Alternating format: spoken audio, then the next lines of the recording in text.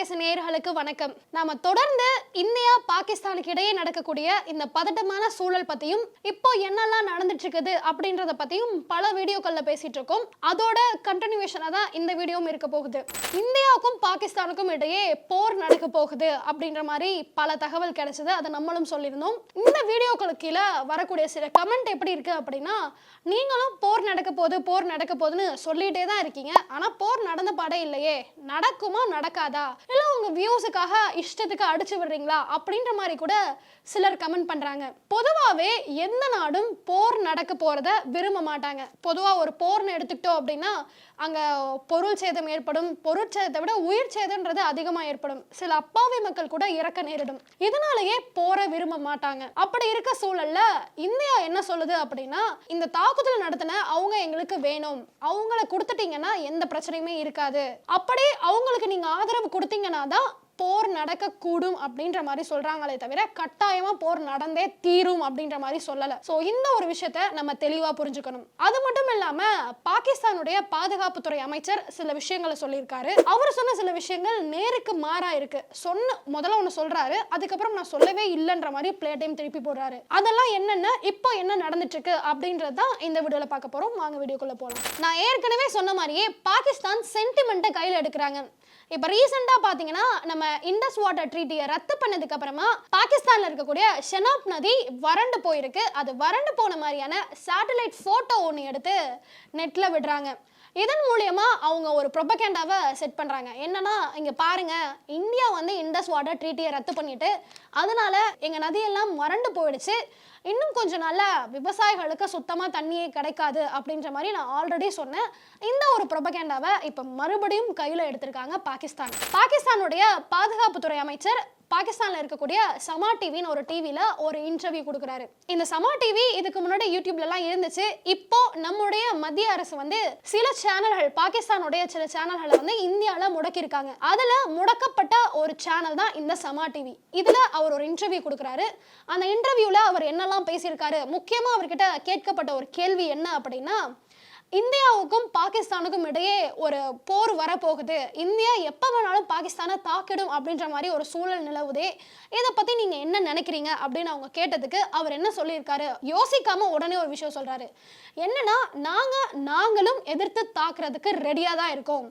India எப்போ எங்களை தாக்குறதுக்கு யோசிக்கிறாங்களோ அவங்க யோசிக்கும் அந்த ஒரு கணமே நாங்கள் அவங்கள திரும்பி தாக்கிடுவோம். அதுக்கு போதுமான ஆயுதங்களும் எங்ககிட்ட இருக்கு, அதுக்கு போதுமான ஆட்களும் எங்ககிட்ட இருக்காங்க. இந்தியா தாக்கணும்னு நினைச்சாலும் நாங்க தாக்கிடுவோம் அப்படின்ற மாதிரியான ஒரு ஸ்டேட்மெண்ட்டை கொடுக்குறாரு. அது மட்டும் இல்லாம இன்னும் ஓரிரண்டு நாட்கள்ல கண்டிப்பா இந்தியா எங்களை தாக்கும் அப்படின்னு ஆரம்பத்துல சொன்னவர், கிட்டத்தட்ட 1-2 நாள் இல்ல, இன்னும் 4-5 நாளுக்குள்ள கண்டிப்பா இந்தியா பாகிஸ்தான் மேல ஒரு தாக்குதல் நடத்தும், அதை எதிர்கொள்றதுக்கு பாகிஸ்தான் ரொம்பவே துணிவோட காத்திருக்கும் அப்படின்ற மாதிரியான ஒரு ஸ்டேட்மெண்ட்டை கொடுக்குறாரு. இது அந்த சமா டிவில. இன்னொரு பக்கம் ஸ்கை நியூஸ்ல அவர் ஏற்கனவே கொடுத்த ஒரு இன்டர்வியூல அவர் என்ன சொல்லியிருக்காரு அப்படின்னா, கிட்டத்தட்ட பாகிஸ்தான் வந்து மற்ற நாடுகளுக்கு எதிராக போராடணுன்றதுக்காக அரசாங்கமே டெரரிஸ்டை வளர்த்துருக்காங்க. இவரு இப்போ பாதுகாப்புத்துறை அமைச்சராக இருக்காரு. கிட்டத்தட்ட இவர் 30 வருஷமா பாகிஸ்தான்ல இருக்கக்கூடிய டெரரிஸ்டுக்கு அடைக்கலம் கொடுத்திருக்காரு. இந்த விஷயம் தெரிஞ்சுமே பாகிஸ்தான் இவர் எப்படி பாதுகாப்புத்துறை அமைச்சராக வச்சாங்க அப்படின்றதான் பெரிய கேள்வி. இதை நம்மளால சொல்லல, அந்த ஸ்கை நியூஸ்ல அவர் கொடுத்த இன்டர்வியூல அவரே ஒத்துக்கிட்ட ஒரு செய்தி தான் இப்ப நான் சொல்றது. இப்ப பொதுவா இந்தியா எடுத்துக்கிட்டோம் அப்படின்னா, இந்தியா வந்து தீவிரவாதத்தை அடியோட அழிக்கணும் அப்படின்னு நினைக்கிற நாடு. ஆனா பாகிஸ்தான் தீவிரவாதத்துக்கு சோறு போட்டு வளர்க்குறாங்கன்னே சொல்லலாம். எப்படி ஒரு நாட்டுடைய பாதுகாப்புத்துறை அமைச்சரே தீவிரவாதிகளுக்கு அடைக்கலம் கொடுத்திருப்பாரு, ஆதரவு கொடுத்திருப்பாரு அப்படின்றது யோசிச்சு பார்க்கவே ஒரு நிமிஷம் ரொம்ப கொடூரமான ஒரு செயலா தான் இருக்கு. இது மட்டும் இல்லாம இந்த பாதுகாப்புத்துறை அமைச்சரே இன்னொரு சேனல்ல கொடுத்த ஒரு இன்டர்வியூல, நான் ஆல்ரெடி சொன்ன பாத்தீங்களா, அடுத்த 4-5 நாளுக்குள்ள இந்தியா ஒரு அட்டாக் பண்ணும், அதை எதிர்க்கிறதுக்கு நாங்க ரெடியா இருக்கோம் அப்படின்ற மாதிரி சொல்லியிருந்தார்ல. அதுக்கு இன்னொரு சேனல்ல இந்த மாதிரி நீங்க சொல்லியிருந்தீங்களே, அதை பத்தி என்ன நினைக்கிறீங்க அப்படின்னு கேட்டதுக்கு உடனே அவர் பிளேட்டை திருப்பலாம், ஆனா இவரு மொத்தமா நான் சொல்லவே இல்லை அப்படின்ற மாதிரி மொத்த ஸ்டேட்மெண்ட்டையுமே திருப்பிட்டாரு. அந்த சேனல்ல என்கிட்ட கேட்டாங்க, அப்படியா, நடந்தாலும் நடக்கலாம், நாங்கள் வந்து சமரசமாக போகிறதுக்கு தான் தயாராக இருக்கோம் அப்படின்ற மாதிரி நான் சொன்னேன். இந்த மாதிரி வாருக்கு தயாராக இருக்கோம் நான் சொல்லவே இல்லை அப்படின்ற மாதிரி அவர் வாயால் அவரே ஒரு பிளேட்டை திருப்பி போட்டிருக்காரு. இது ஒரு பக்கம் இருக்க. இன்னொரு பக்கம் பாத்தீங்கன்னா பாகிஸ்தானுடைய ரயில்வே மினிஸ்டர் இவர் என்ன சொல்லியிருக்காருன்னா, இந்தியா எங்க மேல போர் தொடுக்கிறதுக்கு தயாராச்சு அப்படின்னா நாங்க ஒன்றும் சும்மா வேடிக்கைலாம் பார்த்துட்டு இருக்க மாட்டோம். எங்ககிட்ட அணு ஆயுதங்கள்லாம் இருக்கு. சும்மா தூங்குறதுக்காக அந்த அணு ஆயுதங்கள்லாம் இல்லை. 130 அணு ஆயுதங்கள் இருக்கு. அதை இந்தியா மேல போட்டு இந்தியான்னு ஒரு நாடே இல்லாத மாதிரி பண்றது கூட நாங்க ரெடியா இருக்கோம் அப்படின்ற ஒரு ஸ்டேட்மெண்ட் கொடுக்குறாரு. இவர் ரயில்வே மினிஸ்டர் தான். பாதுகாப்புத்துறை அமைச்சரே அமைதியா இருக்கும்போது இவருக்கு எதுக்கு இந்த மாதிரி ஒரு ஸ்டேட்மெண்ட் கொடுக்கணும், இவர் ஏன் இப்படி பேசினாரு அப்படின்றதே அங்க பாகிஸ்தான்ல இருக்கவங்களே இவருக்கு எதுக்கு இந்த தேவையில்லாத வேலை அப்படின்ற மாதிரி தான் யோசிச்சுட்டே இருக்காங்க. அது மட்டும் இல்லாம இன்னொரு ஸ்டேட்மெண்ட்டும் ஒன்று கொடுத்திருந்தாரு. அது என்னன்னா, இப்போ இந்தியா வந்து எங்க மேல கடல் வழியாவும் சரி, அதாவது கடற்படை வழியா தாக்குதல் நடத்தினாலும் சரி, வானம் வழியா விமானப்படை தாக்குதல் நடத்தினாலும் சரி, இல்ல நிலம் வழியா ஆர்மி மேன்ஸை வச்சு ஃபைட் பண்ணாலும் சரி, இந்த மூணையும் எதிர்க்கிறதுக்கு நாங்க ரெடியா தான் இருக்கோம். இன்னொரு ஒரு பெரிய வார பார்க்கறதுக்கு பாகிஸ்தான் ரெடியா இருக்கு, அதை எதிர்கொள்றதுக்கு ரெடியா இருக்கு அப்படின்ற மாதிரியான ஒரு ஸ்டேட்மெண்ட்டையும் கொடுத்திருந்தாரு. பொதுவாகவே எந்த நாடும் தீவிரவாதத்தை விரும்பவே விரும்பாது. இவங்க என்ன சொல்றாங்க, இந்த தீவிரவாதிகளை தங்களுடைய உரிமைகளுக்காக போராடுற போராளிகள் அப்படின்ற ஒரு பேரை வச்சுக்கிறாங்க. உரிமைகளுக்காக போராடுற போராளி எதுக்காக அப்பாவி மக்களை சுட்டு கொல்லணும் அப்படின்ற ஒரு கேள்வி எல்லாரும் மத்தியிலுமே இருக்கு. இந்த ஒரு கேள்வியை கேட்டா அவங்களாம் வந்து அவங்க உரிமைக்காக போராடுறவங்க தீவிரவாதி கிடையாதுன்ற மாதிரி எல்லாருமே நம்ம ஊர்லயே, அதாவது தமிழ்நாட்டிலேயே சிலர் வந்து முட்டு கொடுத்துட்டு இருக்காங்க. அந்த முட்டுகளை நம்மளும் பல வீடியோக்கள்ல பல விதமாகவும் பார்த்துருக்கோம். இன்னொரு பக்கம் என்ன சொல்றாங்க அப்படின்னா, இப்போ இந்தியா வந்து பாகிஸ்தான் மேல ஒரு போர் அப்படின்னு போச்சுன்னா அங்க இருக்கக்கூடிய அப்பாவி மக்களும் தான் அதன் மூலமா பாதிக்கப்படுவாங்க. இதை வந்து இந்தியா யோசிக்காம கிடையாது. இந்தியா கேட்குற ஒரு விஷயம் என்னன்னா, அந்த தாக்குதல்ல ஈடுபட்டவங்க வேணும் அப்படின்ற மாதிரி கேட்குறாங்க. ஆரம்பத்துல ஒத்துக்கிட்ட பாகிஸ்தானை சேர்ந்த டிஆர்எஃப் அமைப்பை ஒத்துக்கிட்டாங்க. ஆனால் இப்போ நாங்கள் பண்ணலை அப்படின்ற மாதிரி அவங்களுமே ஒரு பிளேட்டை மாற்றிட்டு இருக்காங்க. இப்படி இருக்கும்போது இந்தியா எதுக்காக இந்த மாதிரி ஒரு திட்டத்தை கையில் எடுக்கக்கூடாது அப்படின்ற ஒரு கேள்வியும் எல்லோருக்கும் எழும்பிட்டு இருக்கு. அந்த 4 பேர் தானே இந்த தாக்குதலில் ஈடுபட்டாங்க, நீங்கள் ஏன் அப்பாவி மக்களை வஞ்சிக்கிறீங்க அப்படின்ற மாதிரி ஒரு கேள்வி எல்லாரும் மத்தியிலும் எழுது. பலரும் இந்த கேள்வியை முன்வைக்கிறாங்க. இந்தியா மாதிரியான நாடு தீவிரவாதத்தை அடியோட அழிக்குது, ஆனால் பாகிஸ்தான் மாதிரியான நாடு தீவிரவாதத்தை தண்ணி ஊற்றி வளர்க்குது. அப்படி இருக்கும்போது இந்த 4 பேர் நாளைக்கு 400 பேரா மாற மாட்டாங்கன்றதுக்கு என்ன கேரண்டி?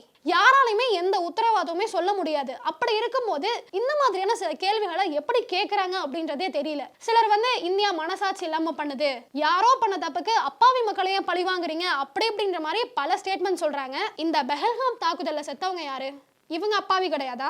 என்ன ஏதுன்னு ஒண்ணுமே தெரியாத 26 அப்பாவி மக்களை கொடூரமா சுட்டு கொண்டாங்க.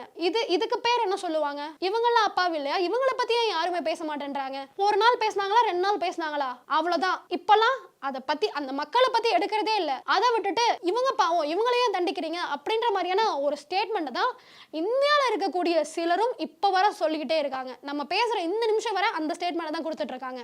இதெல்லாம் ஒரு பக்கம் நடந்துட்டு இருக்கா. இன்னொரு பக்கம் பாகிஸ்தானுடைய ஃபிளைட் எதுவுமே இந்தியா மேல பறக்க கூடாது அப்படின்ற மாதிரி ஒரு தடை விதிச்சாங்க. அந்த தடை 23ஆம் தேதி வரைக்கும் நீடிக்கும் அப்படின்ற மாதிரியும் சொல்லியிருந்தாங்க. இன்னொரு பக்கம் அமெரிக்கா என்ன சொல்றாங்க அப்படின்னா, இந்தியாவுக்கும் பாகிஸ்தானுக்கும் இடையே இந்த போர் வேண்டாம், நீங்க 2 பேருமே பேசி இந்த போரை தயவு செஞ்சு நிறுத்திடுங்க. இந்த போர் நடந்துச்சுன்னா அது எவ்வளவு பெரிய ஆபத்தா இருக்கும், எவ்வளவு பெரிய அழிவா இருக்கும் அப்படின்றது உங்க 2 நாடுகளுக்கே தெரியும். அப்படி இருக்கும்போது இந்த போர் எதுக்கு? பேசி நீங்களே இந்த போரை நிறுத்துங்க அப்படின்ற மாதிரி அமெரிக்கா அவங்களுடைய ஒரு அறிவுரையும் சொல்றாங்க. இதெல்லாம் போக இன்னொரு பக்கம் பாத்தீங்கன்னா, பாகிஸ்தான் ஆக்கிரமிப்புல இருக்க காஷ்மீருடைய தலைவர் என்ன சொல்றாரு அப்படின்னா, இந்தியா வந்து எந்த நேரம் வேணாலும் பாகிஸ்தான் மேல ஒரு போர் தொடுக்கும், அதுக்கு ரெடியா தான் இருக்கு. அவங்க சோல்ஜர்ஸ் எல்லாருமே ரொம்ப ரெடியா இருக்காங்க. அதனால சர்வதேச நாடுகள் இந்த பிரச்சனைக்குள்ள இன்வால்வ் ஆகணும். இன்வால்வ் ஆகி 2 நாடுக்கும் இடையே ஒரு மத்தியஸ்தத்தை நீங்க தான் பண்ணி வைக்கணும். ஒரு சமாதானமா போறதுக்கு என்ன பண்ண முடியுமோ அதை பண்ணுங்க அப்படின்ற மாதிரி பாகிஸ்தான் ஆக்கிரமிப்புல இருக்க காஷ்மீருடைய தலைவர் சொல்லியிருக்காரு. இந்தியா இண்டஸ் வாட்டர் ட்ரீட்டியை ரத்து பண்ணிட்டாங்க. அந்த தண்ணியை என்ன பண்ணலாம் அப்படின்னு சொல்லிட்டு நம்முடைய நீர்வளத்துறை அமைச்சர் CR பாட்டீல் வந்து அமித்ஷாவோட ஒரு ஆலோசனை நடத்தியிருக்காரு. அந்த ஆலோசனையில என்ன சொல்லியிருக்காங்க அப்படின்னா, நம்ம உள்நாட்டுக்குள்ள எங்கெல்லாம் தண்ணி தேவைப்படுதோ அங்கெல்லாம் உள் மாநிலங்களுக்கெல்லாம் இந்த தண்ணியை நம்ம திசை மாற்றி விடலாம். அது மட்டும் இல்லாம என்ன மாதிரிலாம் இந்த தண்ணியை சேமிக்க முடியுமோ அந்த மாதிரிலாம் இந்த தண்ணியை நம்ம சேமிக்கலாம் அப்படின்ற மாதிரி அந்த ஆலோசனையில சொன்னதா ஒரு பக்கம் சொல்லப்படுது. இதெல்லாம் ஒரு பக்கம் இருக்க, இன்னொரு பக்கம் பாகிஸ்தான் வந்து எங்ககிட்ட அணு ஆயுதம் இருக்கு, நாங்க எப்ப வேணாலும் இந்த அணு ஆயுதத்தை பயன்படுத்துவோம் அப்படின்னு என்னமோ சாக்லேட் சாப்பிடுற மாதிரி இந்த விஷயத்த சொல்லிட்டு இருக்காங்க. ஏற்கனவே அணு ஆயுதத்தால பாதிக்கப்பட்ட 2 இடம் என்ன நிலைமையில இருக்கு, இப்ப வர அங்க என்ன மாதிரியான பாதிப்புகள் இருக்கு அப்படின்றது நம்ம எல்லாருக்குமே தெரியும். ஹீரோஷிமா, நாகசாகி. அங்க நடந்த அந்த அணு ஆயுத விபத்தால அந்த மக்கள் எந்த மாதிரி எல்லாம் பாதிக்கப்பட்டாங்க, அதோட தாக்கம் இப்ப வர குறையாம இருக்குன்றத சொல்றாங்க. ஏன் இந்தியா கிட்ட அணு ஆயுதம் இல்லையா, இந்தியாவால பயன்படுத்த முடியாதா? சிலர் என்ன சொல்றாங்க அப்படின்னா, இப்ப பாகிஸ்தான் வந்து இந்தியால ஒரு பங்கு தான், இந்தியா 3 பங்குனா பாகிஸ்தான் 1 பங்கு தான். பாகிஸ்தானே இந்தியா மேல அட்டாக்க நடத்தினாலும் அதுல இருந்து மீண்டு இந்தியாவால பாகிஸ்தான் மேல தாக்குதல் நடத்த முடியும். ஆனா இந்தியா பாகிஸ்தான் மேல தாக்குதல் நடத்துச்சு அப்படின்னா பாகிஸ்தான் காலி, அடிமட்டம், அவங்களால எழுந்திருக்க கூட முடியாது. இவ்வளோ பிரச்சனை இருக்கும்போது இந்த மாதிரி எதுக்காக வாய் விடுறாங்க அப்படின்ற ஒரு கேள்வி எல்லோருக்குள்ளேயும் இருக்கு. இதை பாகிஸ்தானுமே யோசிக்கணும். பதவியில் இருக்கக்கூடிய சில அமைச்சர்களா இருக்கட்டும், இல்ல சில பொலிட்டீஷியன்ஸா இருக்கட்டும், அவங்களுமே இதெல்லாம் எதை பத்தி யோசிக்காம இந்த மாதிரி டக்குன்னு ஒரு ஸ்டேட்மெண்ட்டை கொடுத்துட்றாங்க. இது எல்லாத்துக்கும் இந்தியா பதிலடி கொடுக்கணும் அப்படின்னு இறங்குச்சு அப்படின்னா பாகிஸ்தான் தாங்குமா அப்படின்றதே பெரிய கேள்விதான். ஸோ இது வரைக்கும் என்னெல்லாம் நடந்துச்சு, பாகிஸ்தான் இந்தியாவுக்கு இடையே என்னெல்லாம் நடந்துச்சு அப்படின்றத பத்தி நம்ம சேனல்லையே ஏகப்பட்ட வீடியோஸ் போட்டிருக்கோம். பல எக்ஸ்பர்ட் கூட இன்டர்வியூ எடுத்திருக்கோம். அதெல்லாம் நம்ம சேனல்ல இருக்கு. அந்த வீடியோஸ் எல்லாம் பாருங்க. இனியும் தொடர்ந்து இதை பத்தி தெரிஞ்சுக்கணும் அப்படின்னா நம்ம சேனலை ஃபாலோ பண்ணுங்க. நன்றி, வணக்கம், ஜெய்ஹிந்த். கண்டிப்பா இது வந்து ஒரு போர் நடக்கும், பட் இந்தியா வெற்றி பெறுங்கிறது தான் இந்தியாவோட வந்து இந்த வருடத்துக்கு உண்டான வருட பலன்னு பார்த்தீங்கன்னாக்கா வியாபாரம் நல்லபடியாக இருக்கும், இந்த போரும் சேர்ந்து நடக்கும். கொரோனா தொற்று திருப்பி வரப்போகுது அப்படின்னு சொல்லிட்டு திருப்பி வர வாய்ப்பு இருக்காச்சு. இந்த மாதிரி ஆன்மீகம் மற்றும் ஜோதிடம் சார்ந்த இன்னும் பல வீடியோக்கள் பார்க்கணுமா? மறக்காம திருவருள் டிவிக்கு சப்ஸ்கிரைப் பண்ணுங்க. திருவருள் டிவியுடைய சேனல் லிங்க் இந்த வீடியோடைய டிஸ்கிரிப்ஷன்ல இருக்கு.